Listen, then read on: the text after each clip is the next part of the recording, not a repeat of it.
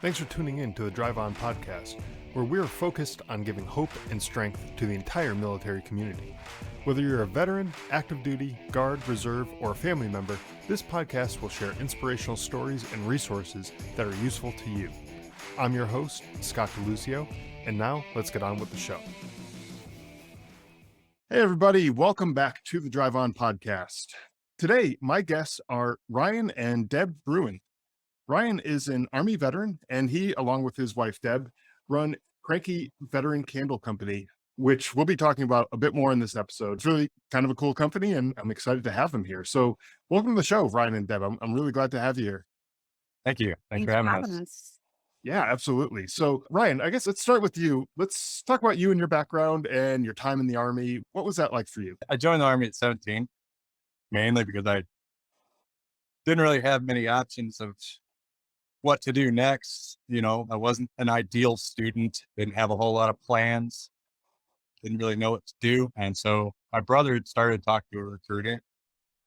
I just figured, why not? So I went ahead and signed up, spent 7.5 years as an Apache mechanic before I was med boarded. I would not say I was necessarily the ideal soldier, honestly. You know, I worked hard. I showed up on time, tried my best to have a good attitude, you know, but I look back and I do wish I could have done it a little bit better. Honestly, you know, I'm not going to sit here, blow smoke up your ass and tell you I was some supreme soldier. Was not, but I did my job. I went to work. I got work done. You know, I didn't try to cause problems for anybody. So I did the best I, honestly, by the time the med board came up, I was very much over the lifestyle.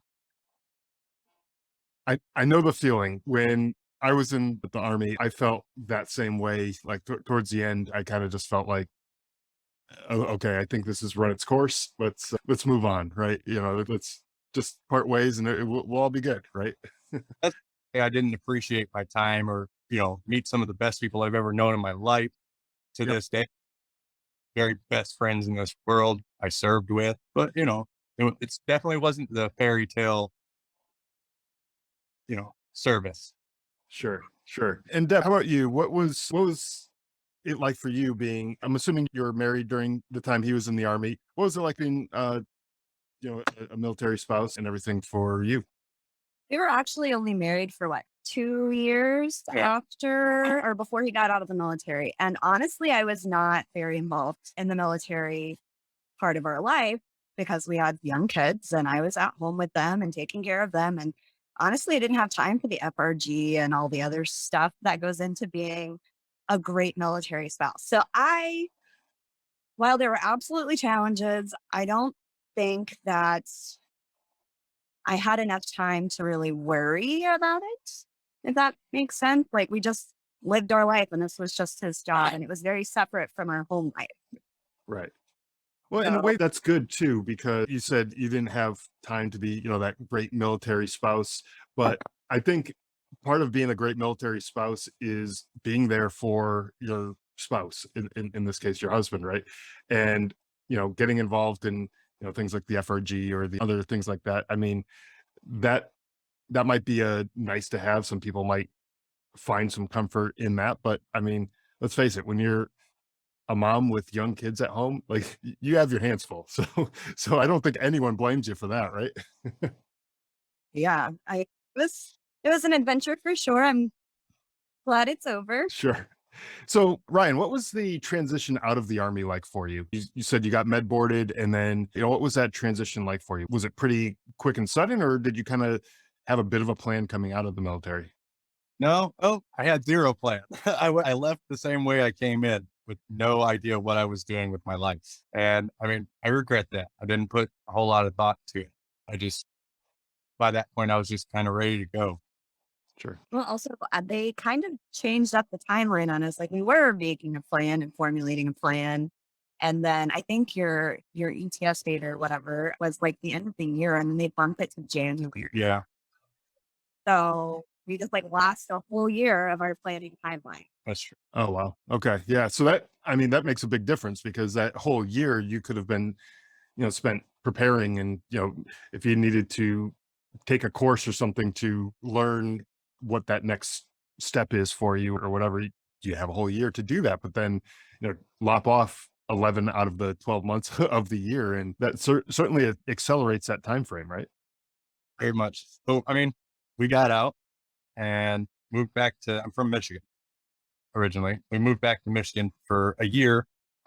And within that year, I very much realized why I never wanted to live in Michigan again. Don't get me wrong, I love my family. Some of them I can only deal with in small doses.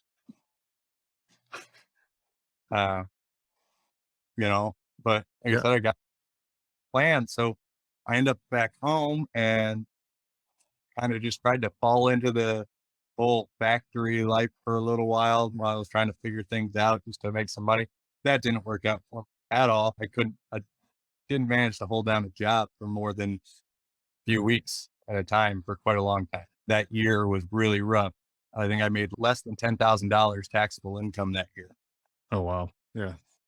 Yeah, it was rough. So after that, when you look at that dollar amount, that $10,000 or whatever the number happened to be, you probably are saying to yourself, okay, something's got to give here, right? Like, what was that realization looking like for you? I mean, we left Michigan because I wanted to pursue midwifery. And so just packed up our family and left Michigan and moved to Texas, which is where I'm from and where we had lived previously. So we stayed in Michigan for a year and then, well, I guess a little over a year. And then we just up and moved back to Texas for me to pursue my degree, which Yeah. I didn't finish. Anyway. Yeah.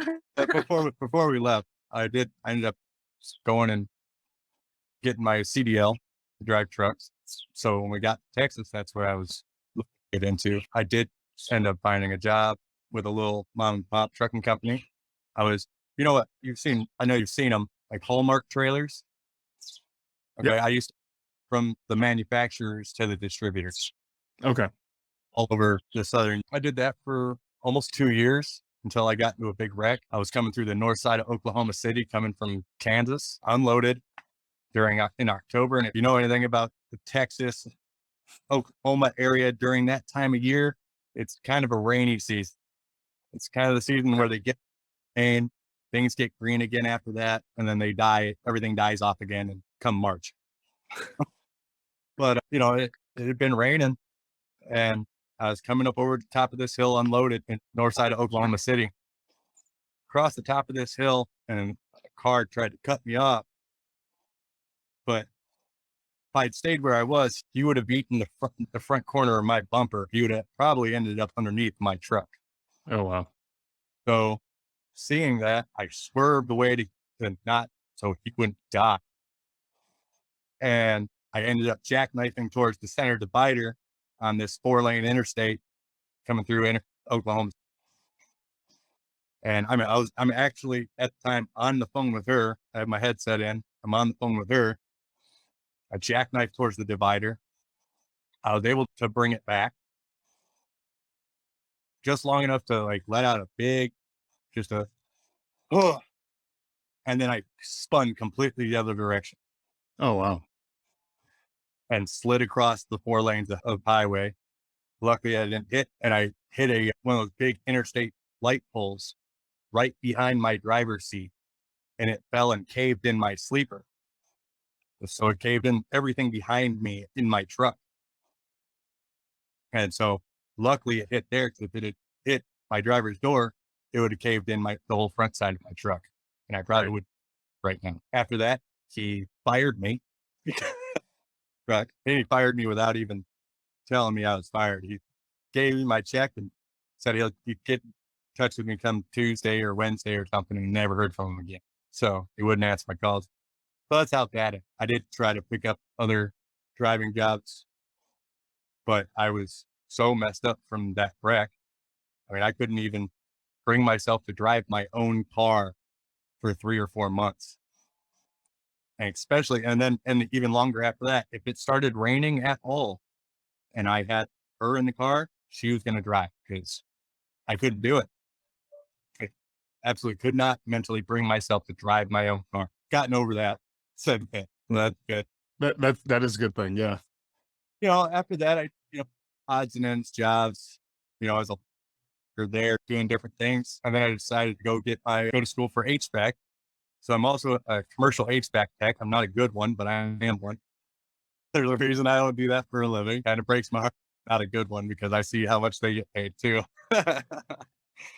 But, uh, that was a good experience too. Didn't end up well at the end, but that's okay. At the end of the day, that lifestyle was also just not for me. After the military, I don't like it for people to tell me when I have to be somewhere, when especially randomly. So it was the on-call stuff that really bothered me about HVAC, besides the fact that I just wasn't a good HVAC tech. Yeah, I know exactly what you're talking about with that because so I had a job when I was in college. I was a security guard, and one of those you see them at the mall or whatever, the kind of rent a cops, if you will, right? That was my job. I didn't really have any skills, so I was probably about as good as I can get at that point. And I'd get calls at like 2 o'clock in the morning, and just like randomly, hey, we need somebody to go work at wherever, and it's like, no, man, I'm like I told you, like I'm in school, like I have class in like 6 hours or something like that. No, I'm not going to work a 8-hour shift now. Like that's just not going to work. And so, yeah, I know kind of a little bit of that feeling of just being on call like that and just having to drop everything to go do that. Yeah, I didn't last very long at that job either. Yeah. Uh, And then after that, I think I did some other odds and ends stuff a little bit. Well, we moved here right after Right. the HVAC Yeah. thing But we ended up moving here. to Tennessee. Yes. I think so. And then I didn't really know what the hell I was going to do. I had no idea. Uh, Pretty lost as to what to do. I ended up eventually going to school to become an EMT. Didn't finish that. I didn't finish that mainly because I met our neighbors who became friends of ours, and they were running a hemp store just here in Dover, which is 20 minutes from us. And I don't know, cannabis has always been something I've appreciated, understood the benefits it can have for you. Obviously when I was a kid, I just smoked it just to smoke it. But, so it was always something that I appreciated and I had a certain amount of passion for. And I got really interested in the fact that they worked this hemp store. And I was talking to my wife. I was like, I wonder if they're hiring. I mean, granted, I'm in school at the time. I was like, I'm wondering if they're hiring. And she's like, well, you could just ask. I was like, they're probably not. You know, all those years, I had a very negative mindset about anything that I could do or would do or what I was capable of or my worth at all as a human being. It wasn't very positive. Even today, it's still not always the most positive, but I'm a whole lot better today than I used to be. So yeah, I asked them and I ended up going to work there, dropped out of school.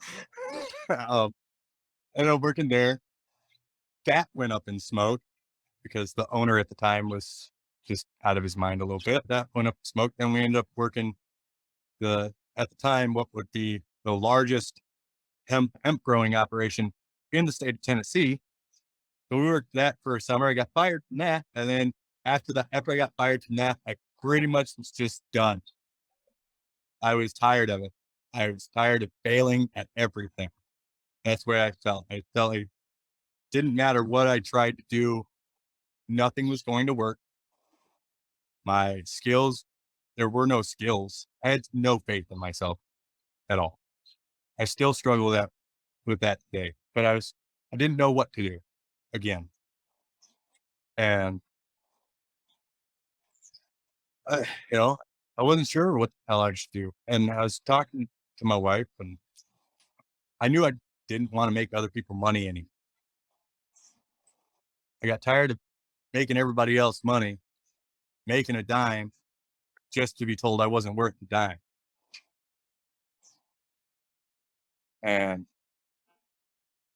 so we're hanging around. I'm at a loss as to what to do with my life. And my wife, for whatever reason, looked at me and said, you should try making candles.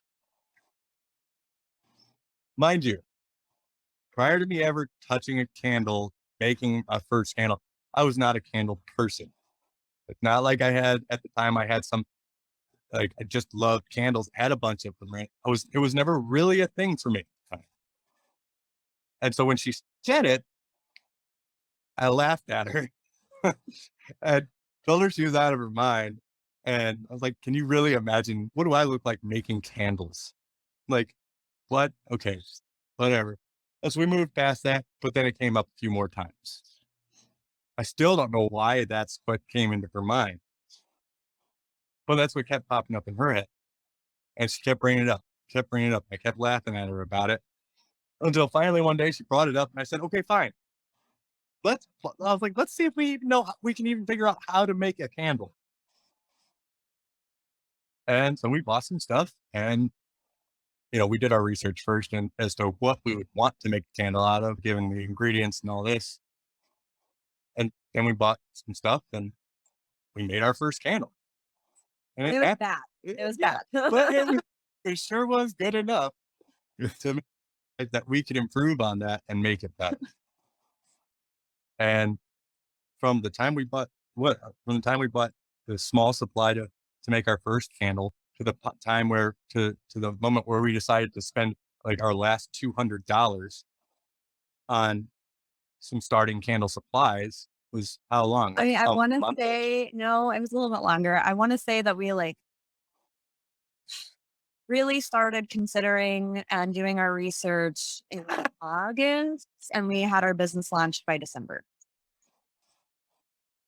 Okay. Honestly, from going from the point where you never made a candle before to having a full-fledged business where this is what you're doing, that ain't too bad. You know? But Yeah. we didn't have any other options, and I had my own business prior, so I knew the basics of putting a business together and knew that we could make that side of it happen. We just had to figure out the actual product. And Sure. so most of that time was just spent testing and figuring out what makes a good candle and what ingredients we wanted to avoid and stuff like that. So I feel like we did pretty good. Yeah. Feel like we did pretty good too. Yeah, and so Deb, I want to ask you, what was it like for you seeing your husband kind of struggling through, different jobs and all that stuff after getting out of the army and going through this process, not really gaining any traction as he's going along? What was that like for you? I mean, I think for anybody, it's rough just to watch or anything that's difficult. But also there was like the added pressure because it went from him being the breadwinner and me never like I didn't have a job the first couple years that we were married because I was just home with the kids. And then I started pursuing dual work. I don't remember what year that was. It was the year Dami was born, so 2012. That was right before we left Michigan. So you really started looking into it. Yeah. Yeah. And when Marley was born is when you really Well, started. that's when I got really active, but I like had my first deal client in Michigan. Yeah. But I went from him being the breadwinner to me being the breadwinner pretty much overnight. And I don't know if you're familiar with what doulas do, but like it's tough. It's on call full time. Whenever a baby decides to be born is when you go to work. Right. Labor is long, so it wasn't like I was just gone for an 8-hour shift. I was gone for 36 hours at a time. And he became a stay-at-home dad, which was also really tough for him. And there was a lot that went into making that work. And I don't know that we did it as well as we could have. We just kind of did whatever we needed to do to Survive. make it. But yeah, I mean, I think for anyone, it's difficult to watch your spouse go through some heavy stuff that they aren't prepared for. Nobody told him that transitioning out of the military sucks sometimes and it's hard. So he also didn't have the resources that he needed and resources that we didn't even know existed. So, Right. And there are so many resources that are available that, as I'm listening to your story and your transition out of the military, I hear a lot of myself in that same conversation. I've had a lot of failures along the way. So I was National Guard. So I had a civilian job as well. And after getting back from Afghanistan, my job that I went back to, I think I only lasted about a month at that job. I just couldn't get back into it. And then the next job I had, I think it was 6 months or so. And then I started a business, and it was okay, but it was not doing all that hot. And, so I experienced a lot of those similar failures that you had. And it just like, I'm hearing your story and I'm hearing like, wow, this is not an uncommon story. Like, people do struggle getting out of the military, not knowing what to do next. And so to me, it's a bit refreshing hearing somebody else having a similar experience, because then I look at myself and it's like, okay, well, maybe it's not all me. Maybe there's something else going on here, right? There's other things that need to be looked at. And I'm sure some of the listeners who are hearing this are like, yeah, I'm hearing some of this in me too, in my story. Well, I mean, like for me, like I went from being a 17-year-old kid who didn't have a whole lot of responsibility already in his life. And I've always had a hard time holding down working for other people. Always had a problem with it. It's always been very difficult for me, and not for lack of trying. You know, Right. I'd give everything I got, but eventually you become a little desensitized to what you got going on, and the shininess and newness of things wear off, and then my interest goes away. And then I have a much time giving you what I need, what you need. I went from that to being in the military and at least having the structure and knowing where I needed to be, what I needed to have, what was going on that day, you know, besides any random changes by your first sergeant or platoon sergeant or whatever. Sure. But there was the structure. I understood what my day in general was going to be, you know, and that was much easier for me to stick with and follow and understand. And then, so pretty much it's like I didn't have, I was a kid, got in the military as a child. Don't care what you say. If you're 17, if you're 18, you're a child. You don't understand. You think you do. You think you've got it figured out. You think you know it all. You don't understand. You're a kid. And getting out, it just kind of put me back in this place of I'm this kid with no understanding of what to do with any of them.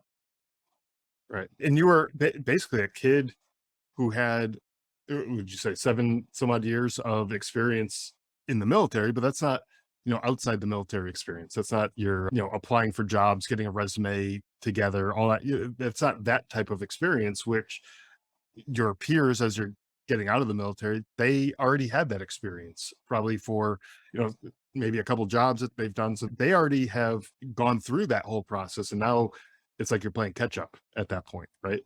I went back to Michigan where none of the people I grew up with understood that. They didn't understand what I just came out of. My brother understood, but to whatever extent, but his military service wasn't exactly exemplary. He had a rough time and a go of it too, but nobody else around me understood the things that what my last 7.5, 8 years had been. And so I felt very isolated and alone. I'm from Lansing, Michigan. There's not a military base anywhere near that place.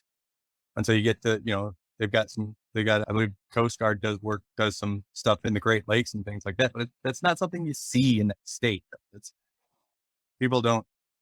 not a presence that you have, that you see to where you understand it or you have a bunch of military buddies or anything like that, whereas like around a military town, everybody gets at least Right. to what they understand. Yeah, I just didn't have it. Didn't have any of that. So out of all the things that you could have suggested, Deb, why candles? Honestly, like I said, prior, there's oftentimes you find something really special when you find a niche. And there are not very many military that make candles. There are a handful now, but we were one of the first. And there's certainly not a bunch of candle makers who put an emphasis on safe products, what's safe to burn around your children, around your pets, and for yourself. Ryan has asthma from burn pits, and fragrance really irritates his lungs. So that was something that I really buckled down and did research on prior to suggesting it. And the different ways that fragrance and like petroleum based chemicals can cause inflammation and just like respiratory issues. And I knew that didn't exist on the market yet. And so I mentioned candles. And he thought I was crazy. And here we are. And here you are, and you're still doing it, which is amazing, because probably someone all those years prior, when you were just getting into the military, looking at an Apache mechanic, going into then becoming a truck driver and all these other things that you were doing, I don't think anyone could have drawn the path that got to a candle maker, right? I couldn't have. I've told that you would talk to me 4 years ago and say, hey, you're going to be a candle maker. I told you out of your damn mind. Yeah, exactly. But again, here you are, and you're doing it. And I've looked through your catalog of products. I love the names, by the way, of the products. They're witty, they're funny, they're, the blood of our enemies and things like that. Like, I love those types of names, because they not only tell you a little bit about the product, but they also put a little smile on your face when you read those. And of course, yeah, I picked blood of our enemies as the one that's going to put a smile on my face. That tells you a little bit about me. So, but like it's that type of thing that makes the company unique, as opposed to, all the other candle companies that just have, blah, random names that are just, Ocean Breeze or whatever. That's like, I don't know, to me, that doesn't put a smile on my face or anything, Didn't want to do. Our target market is the military people, people who either grew up with the military in their lives, or people who were in the military spouses. Those are all people that we're targeting. And it's really fun to have all of these military spouses want to buy gifts for their partner based on the name, because it's something they've heard them say before, or the joke about Marines and crayons. Like, Yeah. Not all of the military spouses have appreciated some of our name. Yeah. I can imagine there's some a little uptight that maybe don't quite appreciate it. But when you, like, if you're a military spouse and you're buying a gift for your spouse, and you give them something that they're going to appreciate, with these names, and not only, you're not just buying the names of it, but buying something that actually, it smells good, it warms up the room, and it is better for you than some of the other products like you were talking about that are on the market. You're buying something that they're going to appreciate, right? And so, yeah, maybe some of the spouses don't quite get it. I understand that, but it is what it is. What brings that to mind wasn't that they didn't get, she very much got it. I always think of one of the really only real bad reviews that we've had, and it wasn't even on the product. It was about the name, and then a little blurb that I created on our website for it. It's no longer in our lineup because the oils changed and whatnot, but the candle was called First Love. And then if you read my blurb, candle's called First Love, like a private and a stripper. That was her story. Which we appreciate that. We understand that, and that's why it's a joke. But I said it that way because it happened. Yeah. Well, I mean, if there wasn't a precedent, it wouldn't be funny. So I'm not trying to tell you that the way your relationship started is crap. It is a bit of a stereotype, and I'm pointing it. And I find it funny. Well, and I forget the name of it, but you got one that probably a sergeant major's wife would probably be pissed off at too. It's like, keeping me off the lawn or something like that. Get off my lawn. Or I forget exactly what the name is now, but like, it's also a stereotype too. So like, if you don't like it, well, then maybe look at the mirror and, maybe make some changes here. Right. Yeah. But I mean, also, like, our candles are funny, but it goes to funny, which I don't think we realized right out the gate. Like, we were just trying to be funny, but he is a retired Marine, and he bought himself the blue crayon candle because it's funny. And it is now a tool that he uses to help himself get out of a PTSD episode. Like he just lights his candle and it helps. And I'm like, wow, that's amazing. Like we did that. And that's really cool. Exactly. Yeah. And that's something else that I think is worth noting too, is that, some of these fragrances could be, that calming feeling that someone is looking for. Right. And, for the people out there who's like, I've tried just about everything. Well, I don't know, give a good candle a try, try a different scents and stuff and see how that helps you. Maybe it does calm you down. I know there's a certain scents that do trigger different emotions in people. And We call it the R&R line, but it is all focused on fragrances that just put you in a better mood. And like we got lavender and sage and eucalyptus and mint, a bunch of other stuff in that line. Calming scent. All of those Yeah. things are, connected to aromatherapy. And while not everybody believes in aromatherapy, I do believe in making your space the way you want it and what feels most like home to you. And fragrance does that. Fragrance triggers memories from childhood. Like it does all of these things. That is the one sense that is most connected to our memories. Yeah. I mean, grandma's house, one of our candles, grandma's house, that's based on my grandma. I based that on my grandma And then we have Granny because Cobbler. my grandma's house always smelled like pies. And it always, best time was when it smelled like apple pie. Yeah, I know exactly. Yeah, that's exactly true because just recently my wife and I started a garden in our backyard. And when I was a kid, my grandfather, he had a huge garden in his yard and it always smelled like these fresh vegetables and things like that. And as soon as some of the plants started growing, like my memory just like triggered back to when I was a kid playing in the yard, outside of his garden. And I was like, holy crap, I hadn't thought about this in years, decades. And now here I am. I feel like I'm standing in the middle of his garden with all these scents coming back. Right. And so, candles can bring back, or not just candles, any sort of scents can bring back, different memories. Right. That's why we made farmers market for our summer line. So it's pineapple sage and like fresh picked cucumber. And I wanted it to smell like a home garden. We garden. We have plants out in our backyard and our kids are very involved. And so that was just something that was special for me that I was like, we should put this in a candle and it performed really well.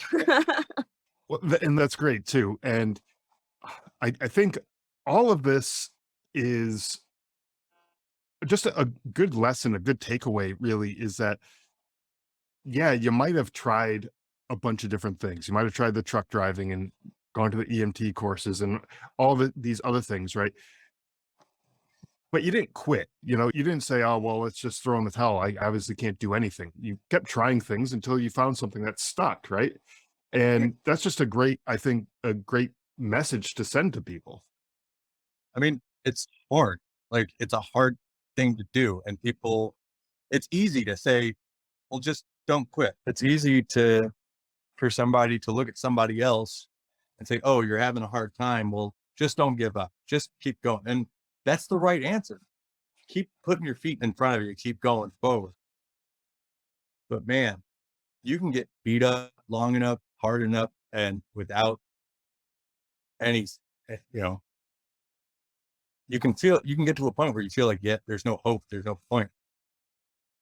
Right. Honestly, here, I don't know that I would have been able to pull myself out of that, even though it's hard. Like, because at the end of the day, you still are the one who has to do it. Nobody can do it for you, and I recognize that, I think she gave me the ability to stick to it and keep pushing forward. I also have 4 kids. That's a big factor. Man, my brain can beat me the hell up. Sometimes your brain could be your own worst enemy, right? And it just beats you up big time. I've told anybody, there's nothing you can say to me that can make me feel worse than what I can say.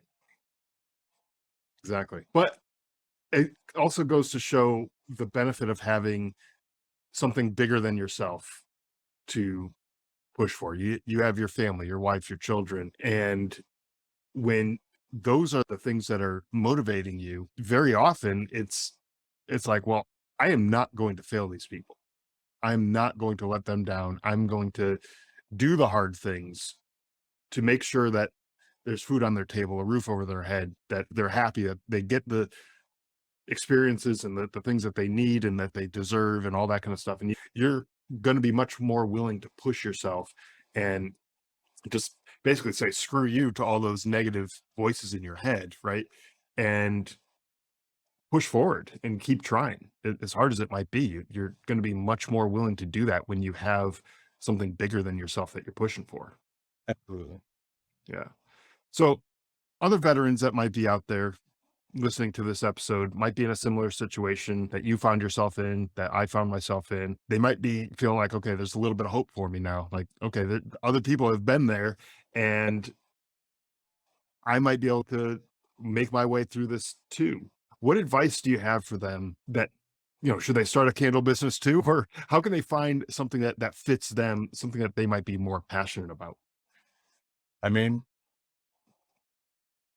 if you have the ability to take something that you love, take something that you are knowledgeable about, take something that we're truly enjoy and create with that, build build for yourself with that, do it. Even if it's a little crazy. Uh, it's a little bit of a plug because I'm, I'm a little bit of a fangirl for him, but somebody that has helped me a lot with perspective, whether he knows that or not, doesn't. He's fucking famous and I'm nobody. It's Gary Vaynerchuk. I don't know if you ever listened to him a whole lot. Yep. Love his message. I love his perspective on how to look at life and, how to look at yourself. Because, man, I can really tear myself up and make myself feel like the lowest piece of shit in the world. But I also know that's not true. It's hard, but sometimes it's hard to stop yourself when you're having those thoughts and stop and go, that's not real. You're lying. That's exactly true. Yeah. And it will, if you promote that, if you nurture that shit, it'll destroy you. I mean, yeah, it's still a daily struggle for me. I mean, just these last few days have been some of my heavier negative days than in a long time. And, but even though I've had some rough days last few days, like I also am aware of the fact that I'm lying to myself when I do that. Right. When I self down and treat myself like shit. Doesn't fix everything, but I can at least stop and go, that's not true. That's bullshit. If I could tell anybody to do something for yourself, it's just be nice to you. Be nice to you. Like, say nice things. Stare at yourself in the fucking mirror and just tell yourself some nice things. Give yourself some compliments. It sounds cheesy. It makes you feel stupid, but it's real. You're in a bad mood. Go grab somebody you love. I make her do this all the time.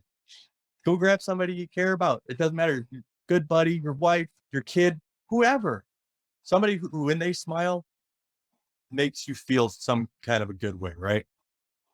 And regardless of how you're feeling, put a smile on your face and stand there like a dumbass and look at them with a giant cheese on your face, even if you feel horrible. Because no matter how bad, in my experience, no matter how bad I feel, if I just put that smile on and stand there like an idiot and stare at somebody else smiling back at me. I mean, if you have to do it in the mirror, do it in the mirror. But I always do it with like my wife.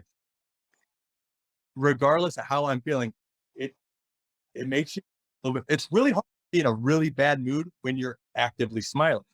I don't know what it is. I don't know why, but it really is. And I mean, I'm not talking about like, I mean, when you do it, it's Yeah. Exaggerate the cheesy grin, right? make yourself look like an idiot. You feel real stupid, but you're also feeling real stupid. But then you're kind of like laughing at yourself in your own mind, like, what am I doing? Oh my God. But you're no longer sitting there going, you're a worthless sack of shit. Right. It doesn't thing. But One of the things that I've done and I found helpful is just telling cheesy jokes like to my kids and stuff, like those stupid dad jokes or whatever, and just telling those jokes because sometimes they don't quite get it right away, but then like a couple seconds later, like I'm sitting there smiling because I get it, and then they get it, like it just that little buffer time or whatever that, and then they get it and they start laughing, and then now we're laughing together, and it's just I don't know, it's just a fun time to have together, and I'm the when they get older, they're probably going to remember me for all my terrible jokes and stuff like that. But whatever, it's a fun thing to do, and it just puts a little bit of a smile on your face. And you're right, it's hard to be in a real bad mood when you got a big cheesy grin on your face. Yeah. Is it a day? Maybe. Oh no. Like it might completely turn your day around. Yeah. That for me at times. But is it always just going to fix your day? No, your problems are still there. You still have to deal with them. And that's the biggest thing is you have to deal with them. But does it take the edge off? I mean, it's always worked for me to at least take some of that off. Another good one that I've started implementing lately, especially when I'm anxious. I don't know if you have like really bad anxiety. I tend towards really bad anxiety. When I'm really anxious, I'm almost like on the verge of like panic attack. It's all the tension in my face. It's horrible. And here lately, it's been very significant in helping me calm down. Get a big bowl, something that'll fit your face in it. Put plenty of ice in it, fill it up with ice water. And then hold your breath and put your face in there as long as you can keep it there. When you pull your face out, hold your breath and just try to do it until you absolutely need to breathe. When you pull your face out, you will feel better. May not be perfect, but you will feel better. It's been a big thing for me lately. I've been doing that one a lot. It's a great nervous. Yeah, that's one I've never heard of before, but I think it's worth a shot, right? If it's got some history here, it's worked with you, right? Then why not give it a try? It's there's cryotherapy out there now. There's ice baths you can do. Like you don't feel like jumping into a giant tub of ice water. I've only got a minute before I get out the door, but I'm like vibrating on edge. Okay, let me fill up this water bowl with some ice, stick my face in it for 15, 20, 30 seconds, 40 seconds. If I can get a minute, hold it for a minute. Sometimes I pull it out. I'm like, nope, got to go back in. And I'll go back in. The second time is going to be shorter because your face is already cold. So it gets that much colder when you get back in there. But that first time, just stay there as long as you can. I promise you, by the time you pull your face out, if you really commit to it and just keep your face in there. When you pull your face out, you will feel better. That's great. I think that's a great tip, great piece of advice for the listeners, and anyone who's struggling with any kind of anxiety that might be worth a shot. Give it a try. Unless your anxiety is over ice, water, and coldness and things like that, then you might want to skip that one. But Ryan, Deb, it's been an absolute pleasure speaking with you today, hearing about your stories and your background and how you got to where you are today. But I want to give you some time to tell the listeners where they can go to find Cranky Veteran Candles and what they can do to help support your business. Yeah, you can find us on Facebook and Instagram. It's just, the web address / Cranky Veteran Candles. And then you can also find our website at crankyveteran.com. Excellent. And I will have links to all of that in the show notes. So anyone looking to find some awesome candles from a veteran-owned company, family-owned business, go check out their website and definitely order some candles. Got the Christmas season coming up and everything like that. Definitely. And our fall lineup is a killer every year. It's awesome. So excellent. One of our, if not our best lineup is our fall lineup. Yeah. And I could think of all the fall scents that you traditionally think about. Like you were talking earlier about apple pie and all that kind of stuff. And, all those warm scents, like, yeah, go check out the candles and, stock up, get one for everyone on your shopping list and everything. And, make them work this year. make them make some candles. We do ship APO. Excellent. Excellent. Yeah. So ship them all over the place. That's great. So again, thank you, Ryan and Deb, for coming on the show and sharing your stories. Really do appreciate your time. Thank you. Thanks for having us. Thanks for listening to the Drive On podcast. If you want to support the show, please check out Scott's book, Surviving Son, on Amazon. All of the sales from that book go directly back into this podcast and work to help veterans in need. You can also follow the Drive On podcast on Instagram, Facebook, Twitter, LinkedIn, YouTube, and wherever you listen to podcasts.